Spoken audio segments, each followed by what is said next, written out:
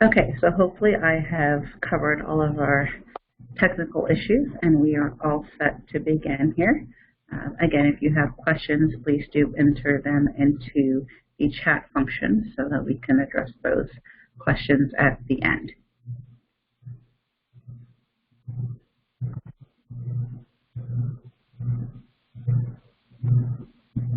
So first, I'd like to start with just an introduction to Mental Health America, just who we are and what our driving force is. Mental Health America is the nation's oldest advocacy organization with a full spectrum of mental health and substance use conditions and the impact they have on our society. We were established in 1909 by Clifford Beers, who himself experienced severe psychiatric challenges and experienced a lot of disparities in the mental health system and created Mental Health America, what is today known as Mental Health America. And we've been standing ever since to really advocate for the mental health community and support those who need behavioral health care and integrated health care.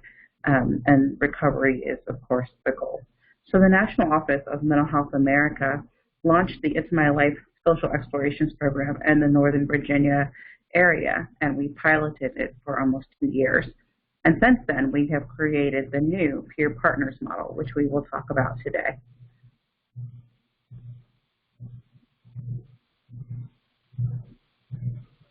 So that's a little bit about me. Again, my name is Siobhan Carpenter. I am currently the Senior Associate of Peer Advocacy Support and Services here at Mental Health America. And Suzanne, thank you for letting me know that you can't hear. I will try to make adjustments for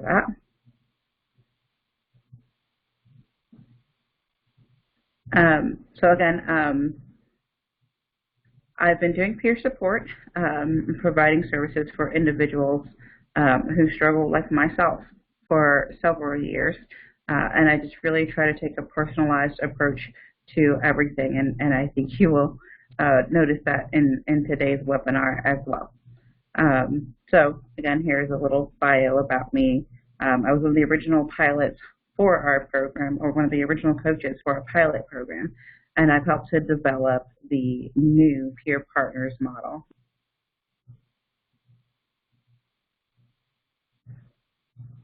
This is Patrick Hendry. He is the founder of our program, the visionary behind it to help us create it. So he has a huge presence in the mental health community. For over 25 years, he served as an advocate and has been with Mental Health America for 8 years. He's also one of the founders and champions for our National Peer Specialist credential.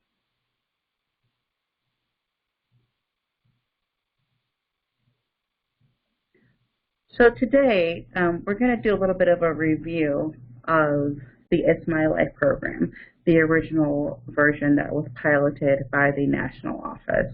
I know some people have some familiarity with the original program, and I want folks to have kind of an understanding of the background and why we have created the new Peer Partners model. So first, let's look at the purpose for the It's My Life program, and it's a social self-directed care program designed to help people get connected into their communities. So we realize that social exclusion and isolation contribute to ill health, and it's even associated with early death. And so we want to really be able to advance recovery and improve the lives of people who struggle with these conditions and assist people in reclaiming their place in the community. So we partnered people with a life coach who was trained to help them bridge the gap to a larger social world. The idea for It's My Life is to provide a safe place for people to learn and practice the skills that they need to move forward in their chosen recovery path. Ultimately, we use the self-directed care model to help people set and reach their personal goals and social goals Some of those included going back to school, finding a volunteer position, or gainful employment. Some of our participants also specifically concentrated on making friends outside of the mental health community. They realized that most of their friends were people that they had met at clubhouses or at the local community mental health center. And they wanted to be able to connect with other people out in the community as well, to find other things that they had in common. They stated this was important to them because it helped to take the focus off of their illness and to focus more on what they felt was positive in their lives.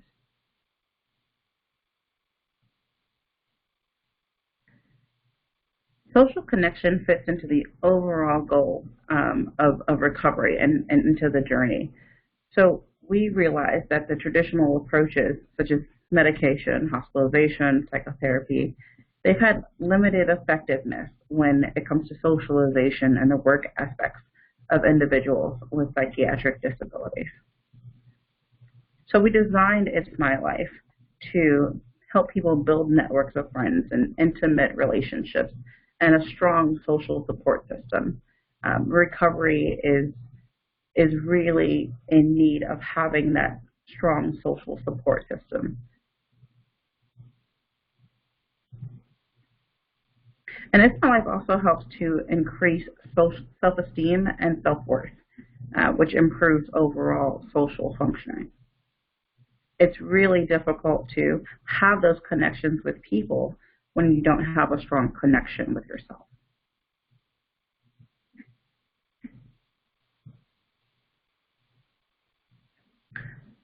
And we designed the It's My Life program because we recognized that there was an unmet need in our community, in the mental health community specifically, for a program that was person-centered and really helped people to get included in the community. So what you'll see here is a little illustration about the difference between separation, integration, and inclusion. So separation is what happened, originally, where people from the mental health community were completely outcasted, often put into facilities and kept there. Let's see. So I'm noticing that people are having trouble hearing. So let me see if I can adjust that. If you are also having trouble hearing, can you add a comment for me just so that I know it's not isolated?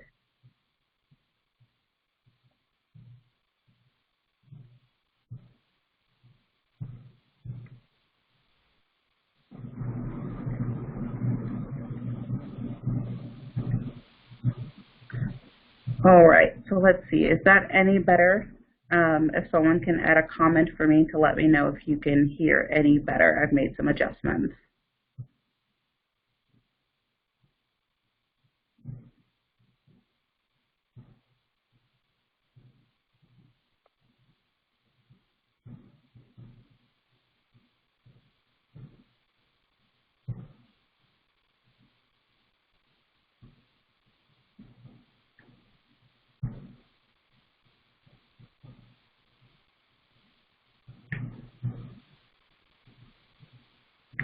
Okay, so I want to continue here and looking at the need for the It's My Life program. We're talking about the difference between separation, integration, and inclusion.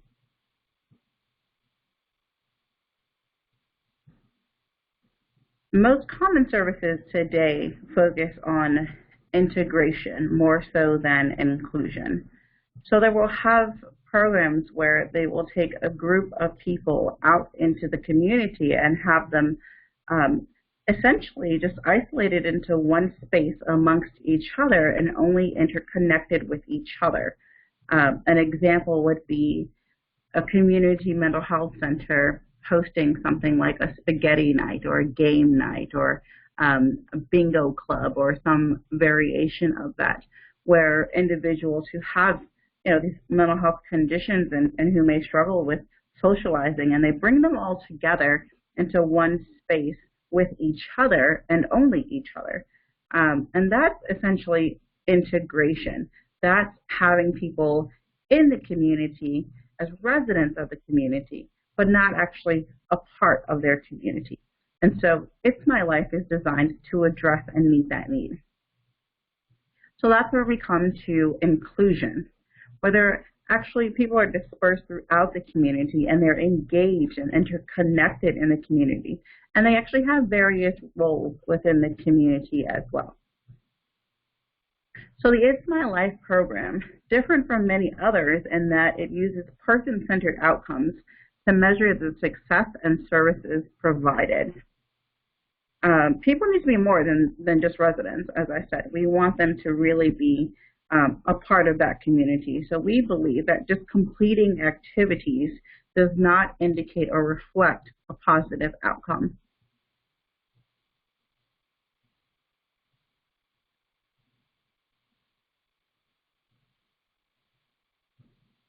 So then there are many programs that attempt to provide people with social skills training, similar to psychiatric rehabilitation, which is one of the tools used in the It's My Life program.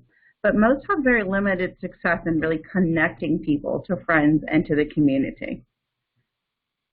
So we have designed the It's My Life program to fill that gap. Our participants benefit from having creative ways to increase their self-esteem and their self-worth, and to really build supportive and sustainable relationships, which of course increases quality of life. The It's My Life also provides financial support to our participants, which allows them to engage in activities that they may otherwise not be able to afford. There was a young lady in our program who was actually living in a homeless shelter at that time. And we actually went out to Starbucks one day, and it was the first time she had ever been to Starbucks. She was in her 50s, and she moved here from another country, but she was currently homeless and had never been to Starbucks in all the time that she's been here in the U.S. And so we went out, and we sat down at Starbucks. We had a cup of coffee, and she literally started to cry. And, I was a bit concerned and confused because I didn't understand why she was crying and what had happened. So I asked her, and she said, there's so many people who come here to Starbucks every day. Some come several times a day. And so many people take it for granted. And she had never been able to just come and do that before. And it really made a difference for her. It was really an impactful experience to be able to sit down at Starbucks and to actually just buy herself a cup of coffee and sit there with a friend, as so many people do every day.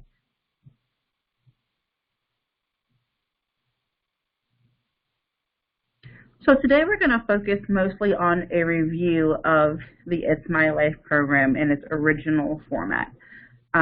This is the structure essentially of how the program is set up, how it evolves.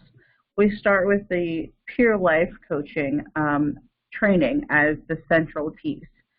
The program simply cannot function properly and be successful if the life coaches are not properly trained.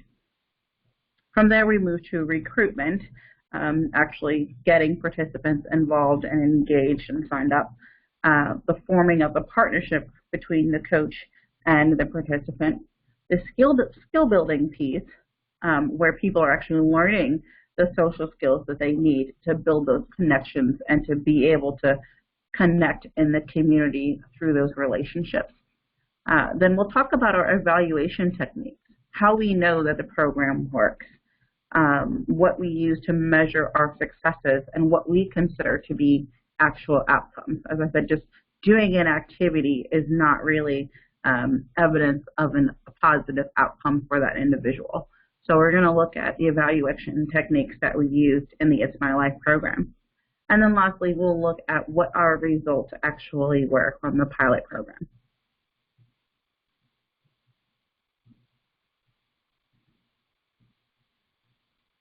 So just a bit of a review.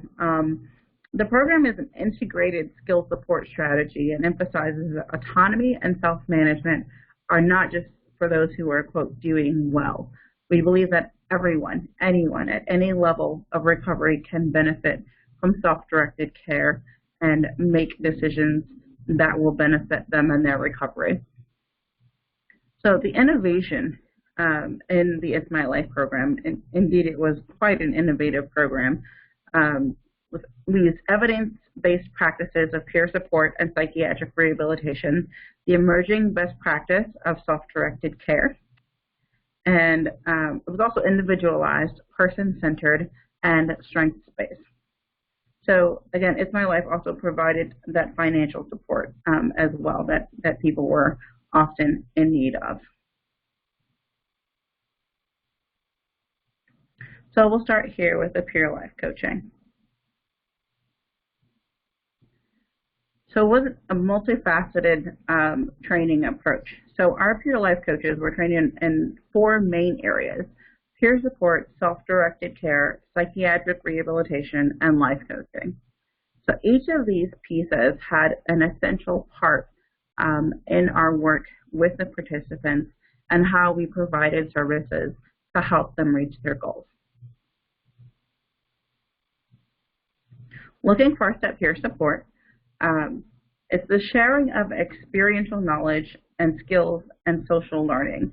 The peers provide each other with a sense of belonging, supportive relationships, valuing roles, and community.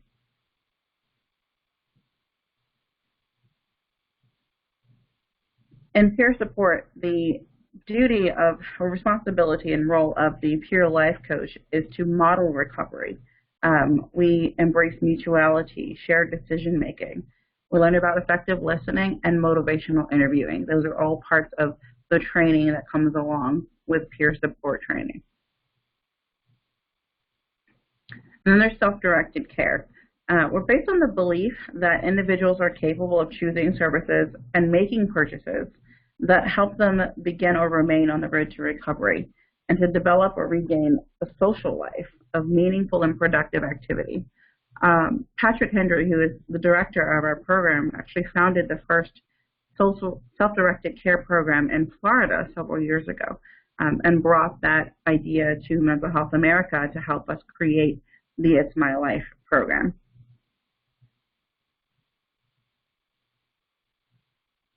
So the funds in self-directed care follows the person, and that's why the individual controls their own budget.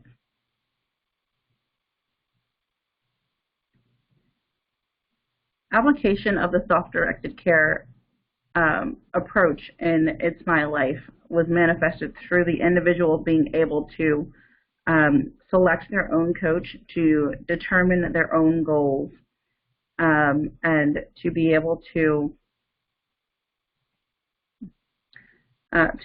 spend their funds as they saw fit, the ones that were most important to them.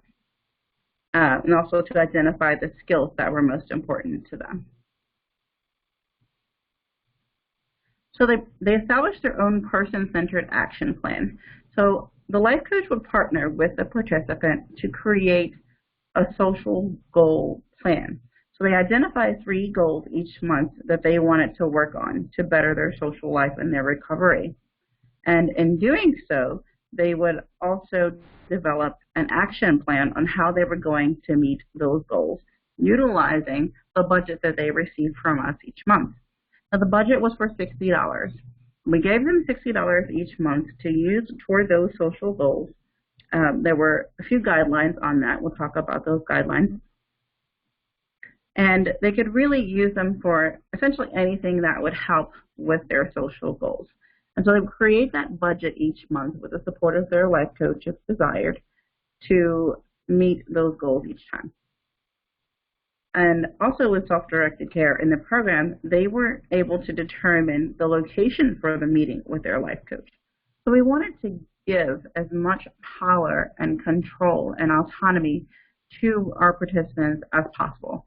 And it started from the very beginning with them selecting their life coach and determining where they wanted to meet.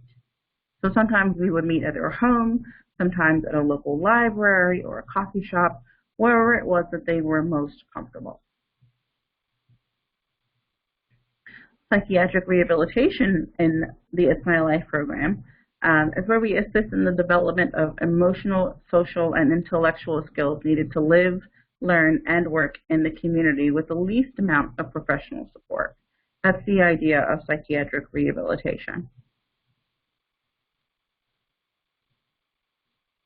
The purpose is to increase an individual's ability and opportunity to be successful and also, most importantly, satisfied in the environments of their choosing.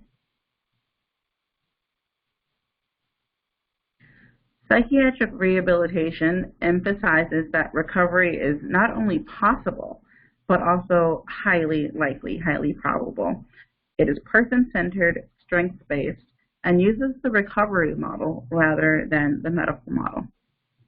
And you'll notice there's a commonality in many of the approaches and techniques that we use in the It's My Life program. We also utilized professional life coaching. Our peer life coaches were trained in the field of life coaching, which is a bit more broad, but it guides participants to discover their own answers, to help identify their challenges, and to work in partnership with their coach to turn those challenges into successes. Life coaching is a thought-provoking and creative process.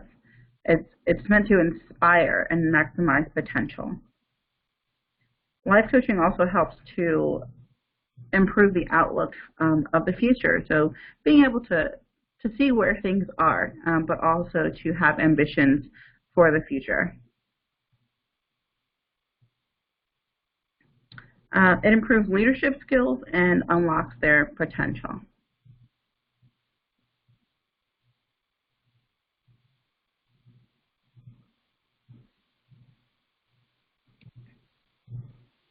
So another part of life coaching is to challenge the thought and behavior patterns of individuals. Life coaching often today is used for in the business world. Individuals who are seeking to grow professionally may hire a life coach to help them move forward professionally in their area of business, and management skills and leadership skills, and those types of things. And so life coaching includes the challenging of current patterns and looking for potential for growth, also providing accountability, working on intensive goal setting, and also action planning.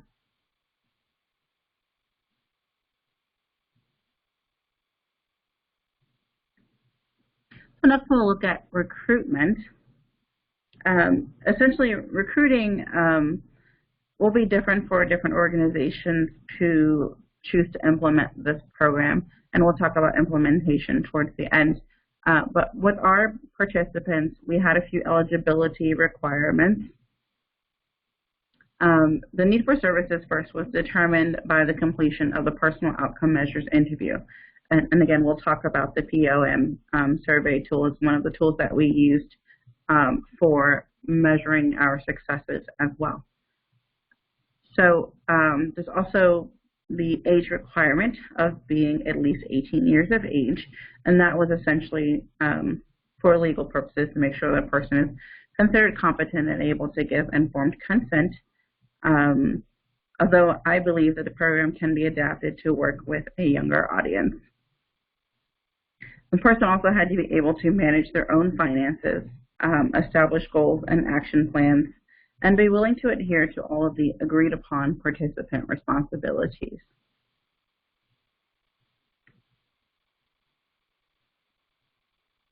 So next we'll look at the forming of the partnership. The first part was getting acquainted. Really, it's the relationship between the peer life coach and the participant that really makes the whole program work. So each participant, as I said before, selected their own life coach.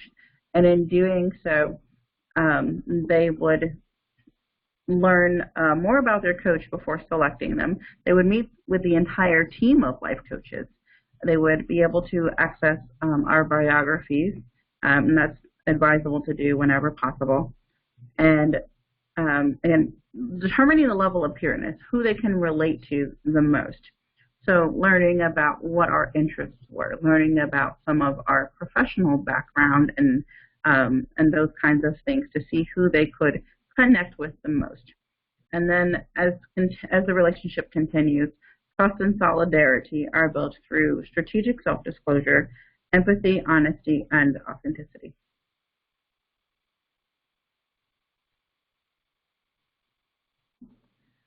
And a huge part of the partnership between the life coach and the participant is that we're open and authentic from the very beginning. We really tried to lay everything out from the start so that we were very clear in our communication and understanding with one another so that we can build that trust.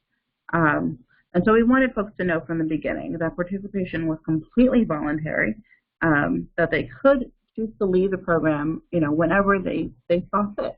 And we had a few people do that throughout our pilot program. We also explained confidentiality, being bound by HIPAA regulations, professional boundaries, and we also laid out what the appropriate use of the $60 stipend was and the requirement for keeping records on those. And just a note, we chose $60 as the monthly amount because we found that that was the most that a person could receive without impacting any Social Security or other benefits that they may have been receiving as financial support elsewhere. So we didn't want to impact their financial structure that they already had set for themselves and services and financial settings that they already had in place. So $60 was the amount that we could give without affecting that negatively.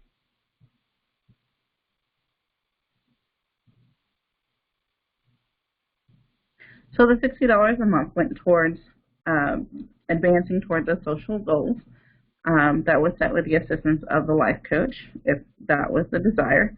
And the requirements there was that they would have to complete a weekly guided journal, and the guided journal was one of our measuring tools for outcomes. And they also had to consistently provide proof of purchase for how the money was spent. We had to make sure that when they spent the funds, it was connected to the social goals. That was one of the major guidelines on how they could spend the money. Now that was loosely translated often, but it really was helpful in allowing people to have that flexibility and what they were using their social budget for.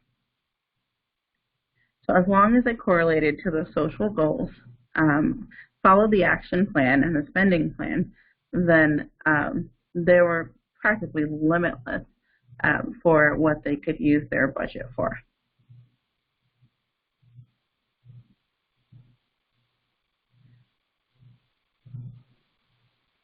So part of our openness and authenticity, again, laying things out from the very beginning so everything was clear. The visits with the peer life coach would take place on a weekly or bi-weekly basis. And that was at the discretion of the participant, what they felt they needed and what they were able to do based on their availability. So initial meetings would include working on goal setting and budget planning.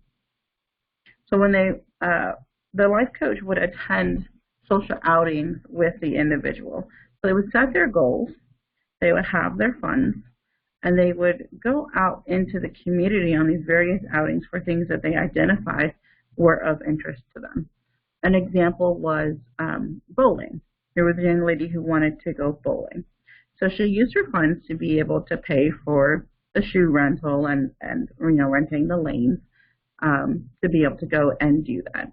So they would go out to the bowling alley. And that was just something that she wanted to do, to be able to, one, get out of the house. That was a huge deal for her.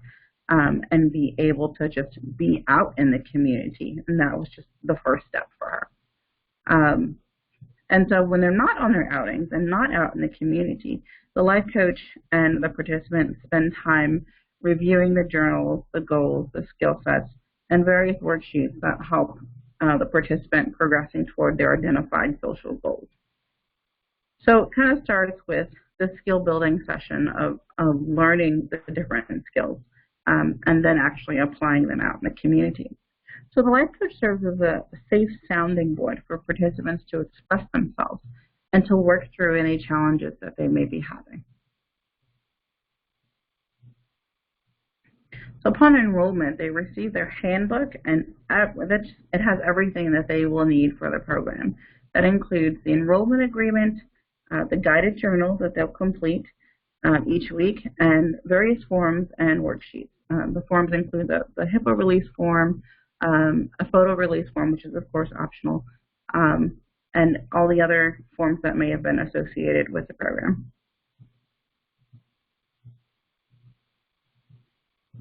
And actually, also I wanted to cover in that form also was the exit interview form. We requested that our participants complete an exit interview form upon leaving the program so that we could really assess how things were going, if anything went wrong that could be improved upon. And also that was our additional way of letting them know that participation is in fact voluntary and that we weren't trying to pressure anyone to stay. We really wanted to let people know that they had those options, that they could make those choices as a part of the self-directed model of our program.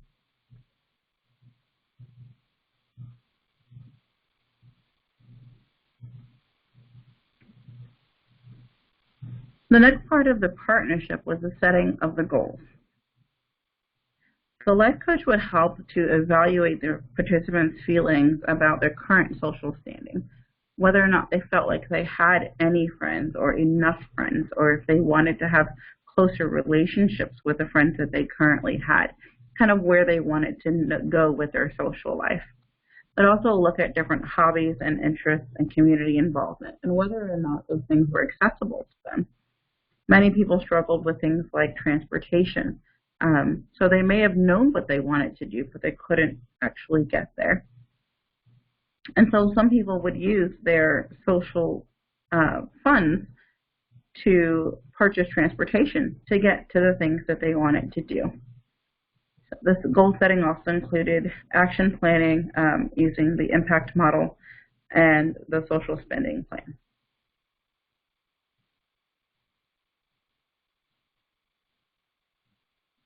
So after the forming of the partnership comes the skill building.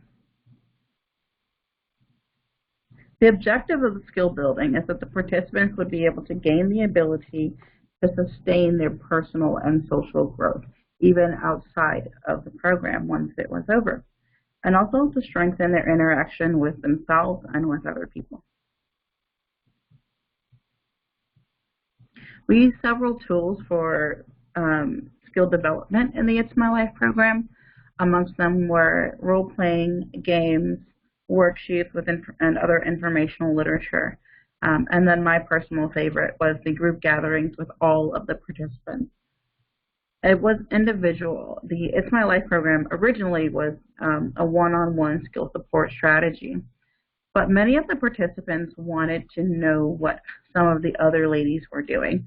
And so we hosted a couple of gatherings with all of them together so that they could share ideas with each other and kind of see what others were doing and see what they might like to try.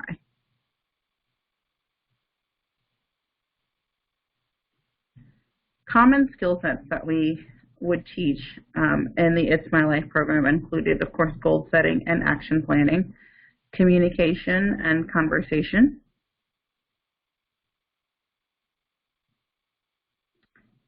personal boundaries, shared decision making, self-care, effective listening, relaxation techniques, and resource discovery.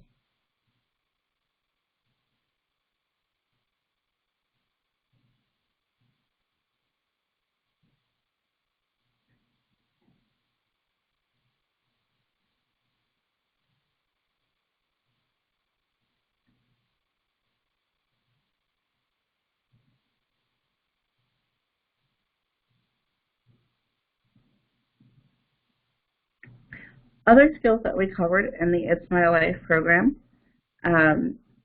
were basically determined as the participant felt they were necessary, skills that they discovered they wanted to learn, things that they felt were necessary for them to have positive social interaction, things that they felt would benefit their relationships with other people. And amongst those included defining relationships, understanding what a friend meant to them. Everybody had their own definition of a friend. Some people at the end of the program realized that they had more friends than they thought they did. They just didn't really have an understanding of what it meant to be or have a friend.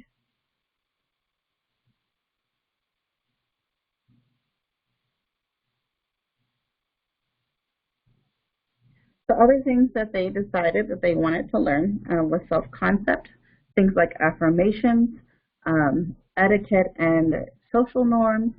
There was one particular person I remember who wanted to learn some cotillion type things.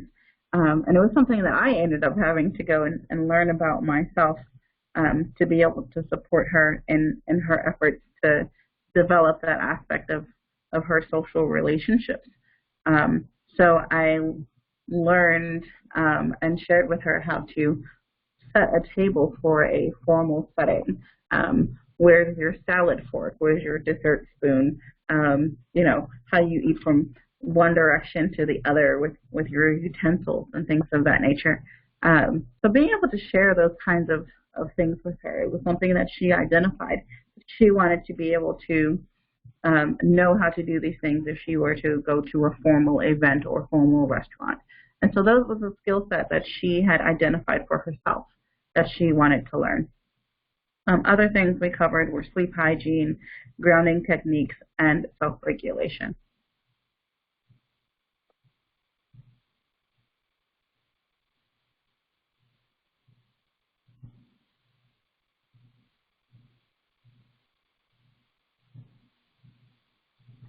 So we have the skill building piece, and then there's the social outings. The outings, of course, were a very essential part to the success of the program. That's essentially where people are going out into the community.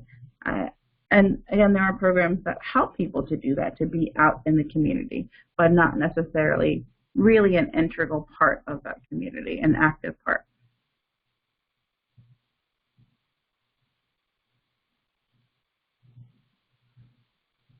So the way that the social outings work. It starts with the participant and the coach going on those social outings. The coach accompanies the participant to an event or an activity. Sometimes the coach would provide transportation to that event if the participant wasn't able to do that or didn't have access to that. And during those outings, the coach serves as a reminder, really, that recovery does happen. And is also a model of that social interaction. So from there, as the coach begins to connect with them and build those skills and model those skills, and the participant and the coach have done a few outings together, and the participant feels a bit more comfortable and has made some connections with other people as well. The participant and the coach begin to go out with a friend into different activities. So an example of this, there was a young lady who really liked to knit and crochet. And so we found through a meetup group, there was a group that would meet at a local coffee shop every week to knit and crochet together. And so I went with her to this meetup group. So first we went and we bought some knitting supplies, and some she already had, but she used her budget to be able to buy some new yarn and hooks and things that she would need to participate in this group. And so we went together to the meetup group, and she met a rather large group of ladies who enjoyed knitting and crocheting. And so they would sit there for an hour each week, just conversing and sharing the work and the art that they had done throughout the time. So we would go, we went a few times together to this meetup group. And then I decided that I would step back, kind of something that we did together to decide when she was ready to be there without me and she no longer needed my support. And so that's kind of the final stage, is where the participant is there with the coach and no longer, or the participant is there with their newfound friends, with their new support system, and no longer needs the coach to be there. And so the participants now applying the skills that they've acquired through the program, and they become more independent in their social interactions. And they no longer really need the coach, and the coach can gradually begin pulling away so that the person is there now with their strong support system. And the coach is there as needed to provide a little backup and reassurance as needed.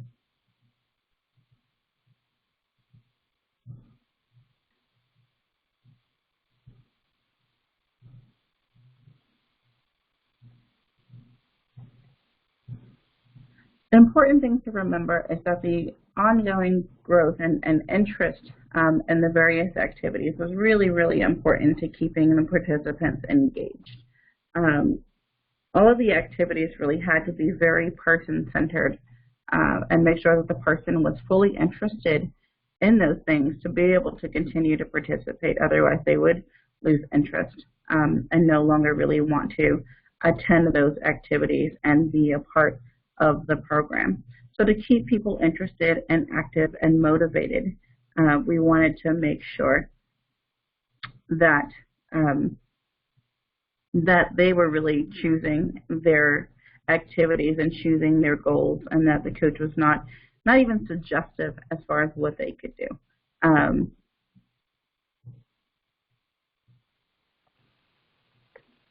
Siobhan,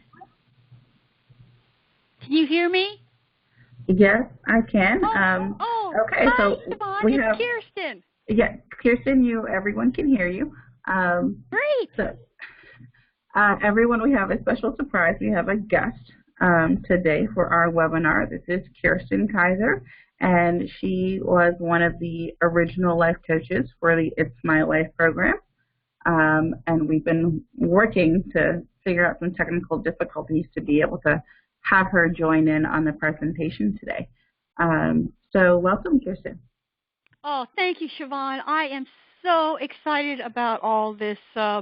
I'm over the hill, or over the moon, I should say, that yes, this was a fantastic program that we did together with, of course, Patrick's supervision, and it was incredibly successful. We have statistics to show how successful it was, and the participants still occasionally contact me and come to see me, even though I guess it's been a couple of years since it officially ended, and I understand that it's going to start up again. We will get to that towards the end. But thank you, Kirsten. I'm glad we were able to get you in for today's webinar. What I'm going to do is I'm going to go ahead and continue with our review just to make sure folks have really an understanding of the program and how it works before we go into that piece just yet. Great. Okay. All right, so we're going to continue here looking at our social outings and really how impactful they were in the program and the huge role that this played.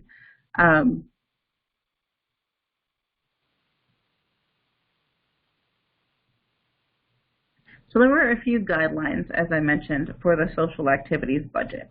So receiving $60 a month to work on their social goals was just enormous for so many people. What you see here is the social spending plan. And this is really just a simple worksheet that we created to help our participants plan out what their budget was going to be for that month, what they were going to spend their $60 on, and really just how to connect that to the goal. So they would identify their 3 goals for the month, and then list out their expenditures and how that would relate back to one of or more of their goals. I'll give you an example. There was a participant who wanted to go back to being more active in her faith community. At one point, she was a member of the choir, and when she started dealing with some struggles with her mental health challenges and other health challenges, she had stopped being a participant in the choir and had decreased her attendance to church. And she wanted to change that. She wanted to go back because she found that to be an encouraging environment for her. So she decided she was going to rejoin the choir. And in doing so, she needed a choir uniform. And that was one of the things that she spent her budget on. So her goal essentially was to rejoin the church choir and be connected there. So one of the things that she spent the funds on was a pair of shoes to go with her uniform. And the uniform, I believe, was a purple shirt and a black skirt. And so she wrote that on her form as the items that she would purchase. And the connection to the goal was the uniform was required for her to go back to church, which was a social connection for her. So that's kind of an illustration of how this planning works. So as long as there's a connection to what the initial goals were, they could spend the funds on whatever they liked. Siobhan, I wanted to mention that in some cases, remember we had that one participant who she wanted to get a camera and go to photography classes, and so she was able to save up the money over a few months to be able to get the camera and to go to the classes, because it could roll over if you didn't use it all. Or if I had another participant, she wanted to get a guitar and take guitar lessons, and she saved up until she could get it. Right, absolutely. That was one of the provisions, is that they were able to decide not to spend the full $60 for that month, and they could decide to keep half of it for the following months and decide to let it roll over if there was an item that they wanted to purchase that was more than $60. And so they would save some of it each month to be able to purchase that higher costing item to work toward a goal that they had. Thank you for sharing that with us, Kirsten. So again, the options for the outings were practically limitless. And the fact that they were always person-centered really encouraged folks to continue going on these outings. Got a few images here. There was a young lady who purchased sheet music from the music store so that she could volunteer, and she still does this today, in a senior living community where she goes and she volunteers playing music for them. So she goes to the senior community and plays music. So the sheet music was so that she could practice, because she said she felt out of practice, that she hadn't played for a while. But when she purchased the sheet music, things that she thought would be a lively selection that she felt that her new audience would enjoy, she purchased the sheet music, practiced, and I would even sit with her while she practiced. It was a hard thing for her sometimes to be able to set the schedule for herself and to commit to doing the practicing, even though it's something she ultimately wanted to do. She really did want to go and play at the senior community, but she had a hard time structuring herself and her day and her week to get in the practice time. And so that was one of the things that we did during our time together. We would allot some of that time to her practicing on the piano, and until she felt comfortable and went to play for her new audience, and she still does that today. Others went to, there's a petting zoo, someone did baking classes, and there are also a few folks who decided that they would go out to the movies or to the theater and enjoy those kinds of social outings. So after the outings, we have the evaluation techniques. And this is really how we measure the success of our program, how we know that the It's My Life program does in fact work to not just help people in very basic ways, but really in that in-depth community building and relationship building so that it affects their entire quality of life. And so the techniques that we used really help us to evaluate that. And I just wanted to remind everyone of what the difference is for us, what we define as an actual outcome. Just being in the community is not reflective or indicative of a real positive outcome as far as a change in a person's life.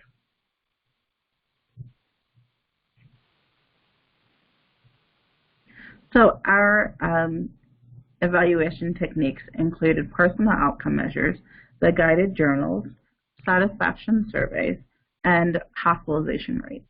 And I'd like to note that the hospitalization rates was one of the only clinical aspects of this program. We made every effort to remove all clinical language from our program. So there were two clinical things in our program. One was the hospitalization rates. The reality is there are many funders and decision makers essentially who want to know how will this program save us money. And so we included that because we do want to encourage those decision makers to let them know that it does help. And not only is it about the financial piece, but hospitalizations can be traumatic for people. So I think, and even for me personally, being able to stay out of the hospital is in fact a positive outcome for me and for many others, I think, who struggle with mental health challenges. So hospitalization rates is also a personal outcome, I think, for people. So we'll look at these. And then secondly, the other clinical aspect that we had was diagnoses. So our pilot program was specific for people with schizophrenia or schizoaffective disorder. And the reason we chose those two was because we recognize that schizophrenia and schizoaffective disorder are often the most challenging when it comes to social connection. For those who are not familiar with schizophrenia or schizoaffective disorder, essentially it really impacts a person's perception sometimes and able to understand reality from distortion or experiencing things like hallucinations and those sorts of things. So being able to connect with others in the midst of all of that can be quite challenging. And so we chose those two diagnoses so that we knew that if we can work with those who are most challenged, then certainly this program would be able to help those with less complex challenges. So looking at the personal outcome measures tool, instead of looking at the quality of how services are being delivered, the personal outcome measures looks at whether or not the services and supports are having the desired results or outcome that matter specifically to the person. So as a provider, if I feel everything is okay and this looks good, that's not sufficient for personal outcome measures. It looks more so at the perspective of the person receiving services and whether or not it's meeting the needs that they have as they define them.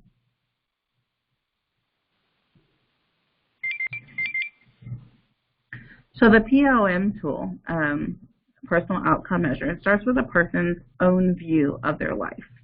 It defines what's important to them and then offers objective determination of whether people are getting what is personally important to them.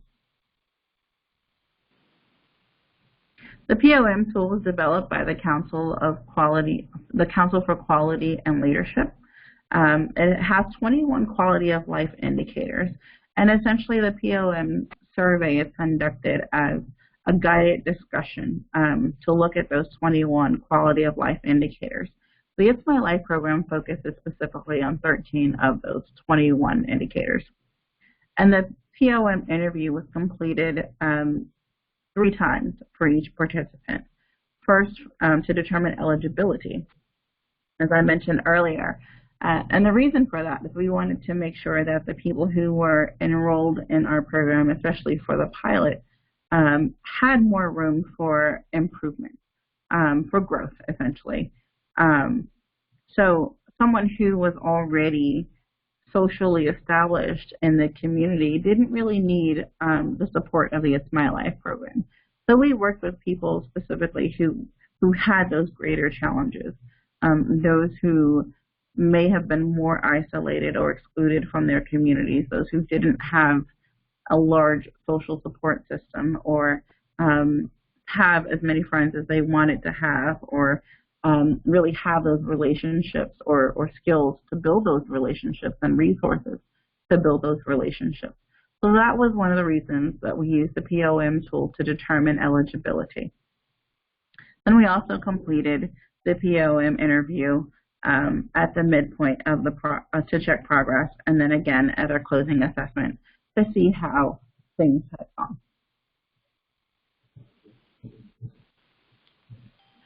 The POM interview is conducted as an in-person conversation, and really it's an opportunity for the participant to kind of tell their story. And the person conducting the interview asks questions to help reveal the inner feelings of what's being shared, and kind of to dig a little deeper and really see what some of the underlying concerns might be or feelings might be. So the POMs are a way to gauge and analyze information that is not tangible in nature. It's a qualitative analysis to a quantitative that's expressed in a quantitative way. So it's really looking at something that is hard to measure, but being able to put a number to it. Then we have our guided journals. The guided journals essentially was a journal that we created to help folks express what they were doing and some of their social interactions. They provide a space for their summary of their week, and then it also contains some probing questions that were intended to look at how their social interactions and the skills that they've learned were helping them, and also to look at any other potential issues that they might have been having with themselves or with their community or with their relationships, or even with the program. So from the journal, it could be determined if the program was in fact having an effect on someone's overall well-being, because it was an opportunity for them to express those things. And completing the journal was a requirement of being able to receive the stipend each month. A couple simple questions from the guided journal that I included here. What are the goals that I've worked on this week? So really being able to take a look back and doing the different activities that they did each week, really just reflecting on what were the goals that I had and what were the skills that I had practiced. How do I feel about these skills? And what skills would I like to learn going forward, and how could those skills be of benefit to me?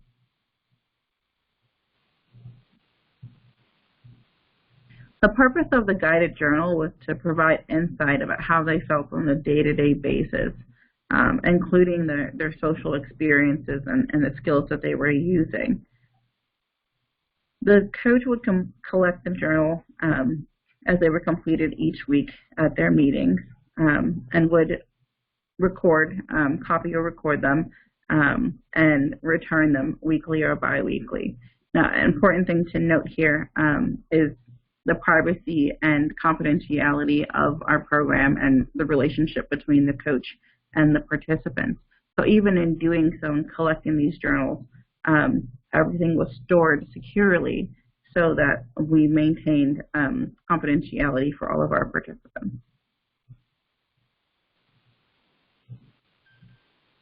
Lastly is the satisfaction surveys. It provided an opportunity for participants to anonymously provide feedback about the program and about their coaches. So we sent out the survey to all of our participants. Some were mailed, some were hand-delivered, just to make sure that everybody got one, and they could really just return it back to us to let us know how things were going for them in their program, whether or not they felt that it was really, really helping them, or if there was any concerns that they had that maybe they didn't feel comfortable voicing outright. So they could return the survey anonymously to us. So we also provided a postage-paid envelope as well, so they could just send it back to us without having to put their name on it, and we would just be able to have that feedback. We completed the survey in the middle of the program and then once again at the end. And then the hospitalization rates. We took record of the hospitalizations for 2 years prior to the enrollment of the program, and that was self-reported by each participant. And then hospitalizations that occurred during the participation in the program were also documented. And note was also taken of any changes in the services that the participants had received while they were in the program.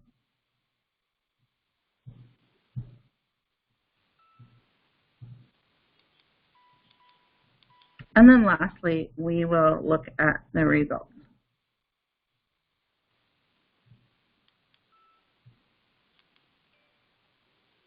So here we are with the personal outcome measures. As I said, we did the personal outcome measures interview from the very beginning prior to enrollment in the program. And you can see what the initial scores were for each of the items that we focused on. And you can see the change from the beginning to the end. As you can see, there's quite an improvement for all of them with the exception of one. And that would be question number 17, that people choose personal goals. That was a very interesting one, wasn't it? It was. And so was. I will share what happened with that one. As you can see, that one went down by 20%, which we found to be a significant decrease. And it puzzled us for a while because our program was designed in such that the participants really chose everything for themselves. The goals that they wanted were selected by them. Their budget was controlled by them. The skills that they learned were decided by them. So everything about this program was designed to let people have that control and to be able to make those choices themselves. So we couldn't really understand initially why that went down. And so we asked them, we kind of did some inquiring, and we found out what was happening was that through the program, people realized what it looks like and feels like when you're setting your own goals. And in having that knowledge now, they realize that many of their other goals had been set for them, and they were not aware of it at that time. So now that they knew what it meant to set their own goals, they could actually recognize when that wasn't happening, and they could look back and at other services that they were receiving and other goals that they had been pursuing and realizing that they had actually been chosen for them. So Kirsten, did you have a comment for that? Well, it was really amazing, the idea that they were so used to being told what to do that it was kind of revolutionary for them. That it was their choice. It was their goals. It was all up to them, and that was a new thing for a lot of people. Mm-hmm. Yeah, it was quite amazing. So we were really grateful to see all of these changes for different people. And I think the ones that really stick out to me are the ones that literally started at 0%. That through conversations with the participants from before they even started the program, is that they really felt that they were not a part of their community and they didn't actually have friends. So it's a fair increase in that change. And those things are so essential to a person's recovery and emotional well-being and mental health in general, to be able to participate in the community and to have friends, to have support. Absolutely. So here's just kind of more of a visual representation of what our results were for the personal outcome measure scores, comparing the baseline to the final outcome.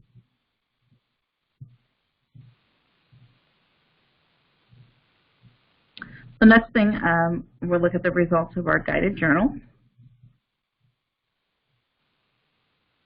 From the journal entries, we observed that using the skills they attained through the It's My Life program, the skill building exercises, the participants learned to approach new people, to initiate conversations, and to create new relationships. And here's a quote from one of our participants. She says, "It has helped me to reach out and connect with other people. I love the program. It's like a dream come true. I am learning new things about myself and others." So by continuing to participate in activities shared with people who have similar interests and build familiarity with one another, the seemingly insurmountable social barriers are overcome. Here's another quote from one of our participants. She says, "I am more confident to speak with people that I don't know. I'll introduce myself and talk with them. I used to wait for people to come to me. Now I start the conversation." And that is a huge change for her. It was a huge change for her. Yeah, so to be able to start building those relationships and to overcome the fear that was once there.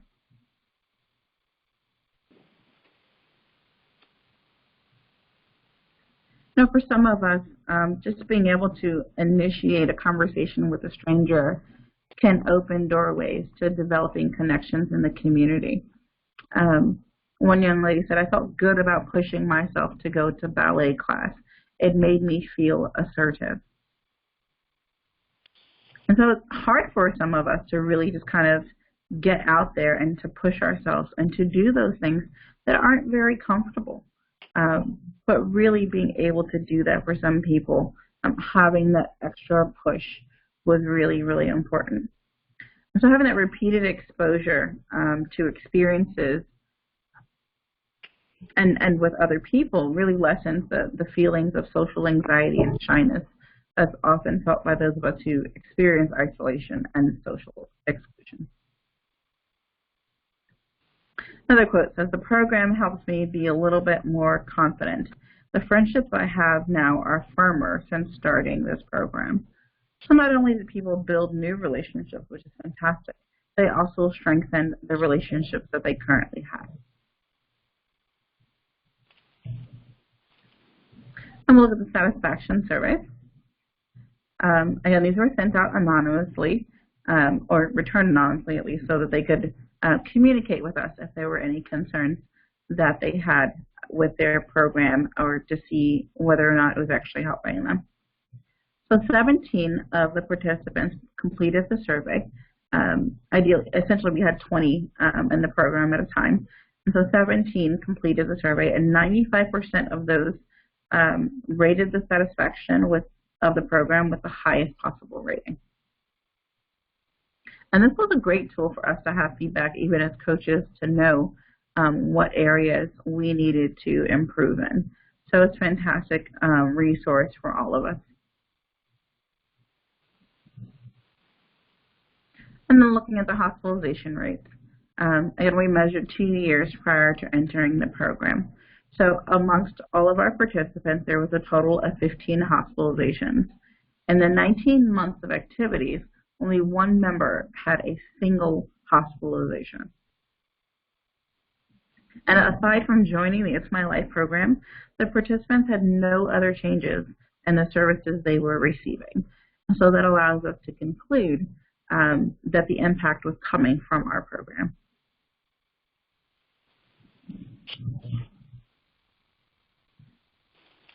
So we've kind of taken an overview here of our program and just kind of how it's set up and how it works.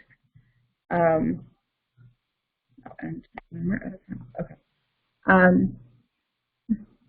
So in conclusion, and I just realized, everyone, please accept my sincere apologies that we have gone beyond our scheduled time. So I will try to conclude this as quickly as possible. But I also still want to answer questions if there are any.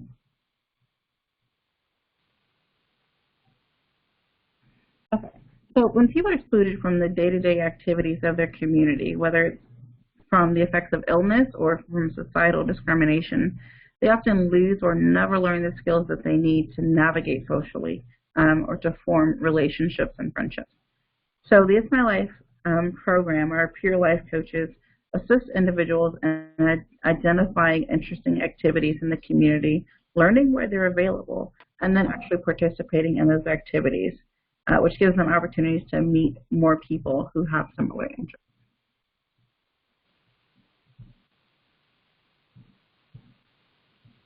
So It's My Life is a unique program that's been highly successful in assisting people to end isolation and feelings of social exclusion. Our participants have found new meaning in their lives and have gone on to build lasting relationships and connections to their community. It's a highly relevant approach, highly relevant to a whole health approach to behavioral health. And as I said, the savings and reduction of emergency services and increased overall health and the lowered rehospitalization rates really make this an affordable and advantageous service for managed care and state-funded programs. Also would be ideal run by a peer-run organization. So our goal is for the It's My Life program to be implemented across the country. It actually has been now implemented internationally. The It's My Life program is now active in Scotland.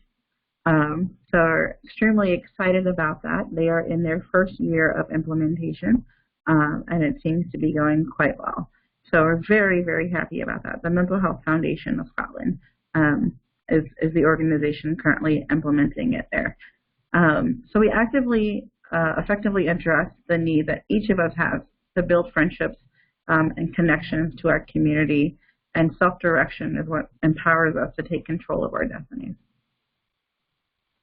So today's webinar focuses mostly on review of the original It's My Life program. But what we're doing also is introducing the new peer partners model. And it's based on a support group format. It's designed to reduce the costs of program implementation and to increase the availability of it.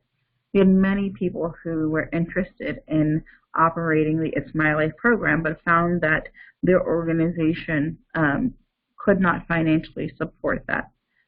So we have redesigned it to a new model that really reduces the costs of implementation to increase availability to others. And there are also some other benefits, advantages to using the new model, in addition to the financial benefits, which also extends to the participants. It increases the provision of peer support and provides more opportunities for practicing newly acquired skills in a safe and supportive environment. So we do offer training for the It's My Life Social Explorations program, which was our original format, as well as the new It's My Life Peer Partners program for organizations who would like to offer those services in their locality. The training that we offer includes learning the tools that we use and how to utilize them, learning how to work with people who have social challenges. Online training is free. So I believe someone asked that question, is there a cost for participating in the life coach training? And the answer to that is that if you participate in the online training, the training is in fact free, as well as the online resources, which can be downloaded from our website. In-person training is also available, and we can make arrangements for that as well. If you would like additional information on our programs or the training, please do contact me. Again, I'm Siobhan Carpenter. My email address is here as carpenter@mentalhealthamerica.net. Of course, I can also be reached by phone, 703-946-0529. And I will display this again at the end for those who would like to have it.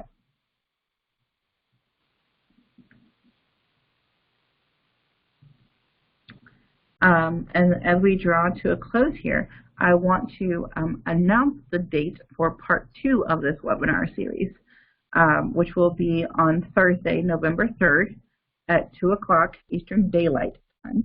We will be in Daylight Savings Time at that point.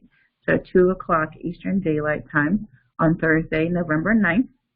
And in that webinar, we will talk about the application of the Peer Partners model, kind of what are the differences between the original one and the new model.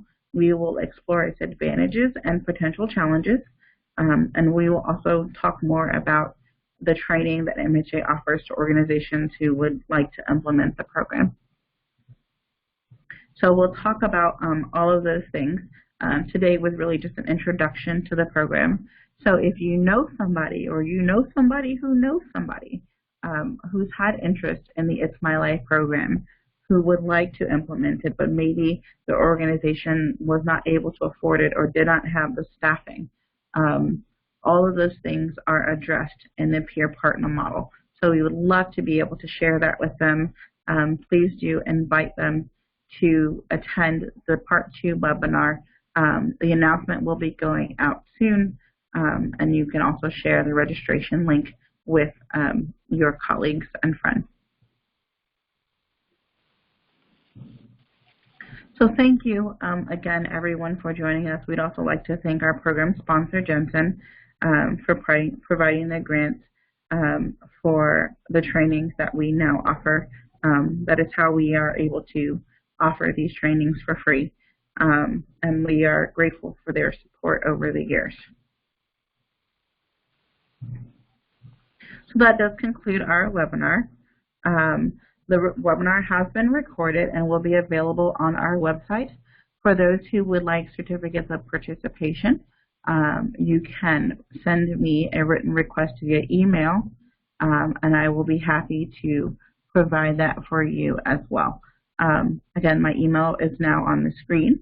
You can send me that email request, and I will send you a certificate of participation.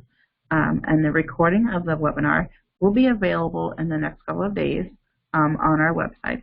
I also ask that you would be able to reply to our survey that will be sent out to you to let us know your thoughts on today's webinar. So we'll take a moment now. If anyone has any other questions, I see that there are a couple of questions here. And so again, Anne, thank you for your questions. There is no cost to participate in the training for the coaches. Participating in the actual program itself, we are not currently operating the program at this time. But for the participants, there was no actual cost for them to enroll. Now, our coaches, when we originally did the training, was quite expensive. And what we are offering is to be able to disseminate that information to those who enroll in our training. So we studied psychiatric rehabilitation at Boston University. It was really hard, too.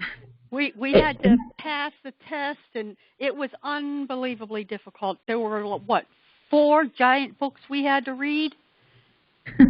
And then take that test, and oh my gosh. So Boston University is one of the founders of psychiatric rehabilitation, or they are attributed with that. And so we studied there to learn about psychiatric rehabilitation. And then the other things that we covered, which was life coaching, self-directed care, and peer support. And so what our training covers from MHA is to be able to identify those essential parts as they apply to the program. So a participant in our training would not have to learn everything about psychiatric rehabilitation. We would teach them the parts that were essential to the program. So instead of taking months and months to study those things as we originally had to do, the training would be, depending on scheduling, just a few days. And Anne also asks how is the program funded through sponsors or local organizations. So many of those who are expressed interest in implementing the program have found various sources of funding. There are folks who are doing it on an individual basis, who have individual sponsors. There's a young lady that I've worked with whose family has actually sponsored her because they really wanted to support her in getting into the community and to address the isolation she was experiencing. And so the family decided that they would provide her with a $60 a month budget to work with me in building those skills and those relationships in order to get connected in the community. So that's an idea of kind of how some folks are funding it. There are some other faith organizations who have provided funding for members of their community to participate. There are grant funding. There are other charitable organizations as well who provide funding for local organizations to find different sponsorship opportunities. And that's actually also something that we will cover in part 2 of the webinar as well. I'll take a moment if anyone else has any other questions. We'll take a moment to do those. Again, my information is here if you think of anything afterwards that you would like to ask, any questions that you have. I will be happy to answer those via email privately if you wish.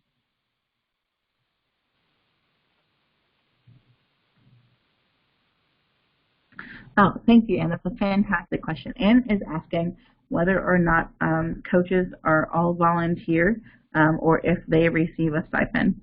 So I've actually seen it done both ways. In our instance, our coaches were paid staff members, and the organization reimbursed them for travel and participation in the social activities with the participants. There are some organizations who are trying this out who have volunteer coaches, so coaches who are there working on a volunteer basis, and the time that they spend with the participants is volunteering, and the organizations may just reimburse them for any expenditures they have for travel or event participation. So essentially, it can be modified to accommodate the needs of the organization that's implementing it. But in our original, what we did was to have paid staff as the Pure Life coach. So, and I hope that answers your question.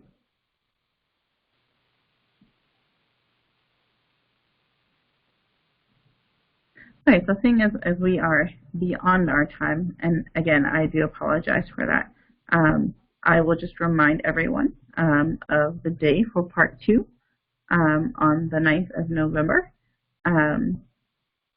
And we will hope to see you all there. Again, this is recorded and will be available on our website. The slides will be available, and of course, I am available to answer any questions that you have. Kirsten, thank you for joining us. Thank you for your input as one of the original coaches for our program. Thank you for having me, and I think that you've really done a terrific job here, and I'm very excited, and I've already put it on my calendar for the next webinar. Thank you. I'm grateful for your availability to be here with us today. Again, thank you everyone for joining us, and we look forward to seeing you for part 2 of our webinar. Have a wonderful, wonderful day. Bye-bye. Thank you so much. Bye-bye. Bye-bye.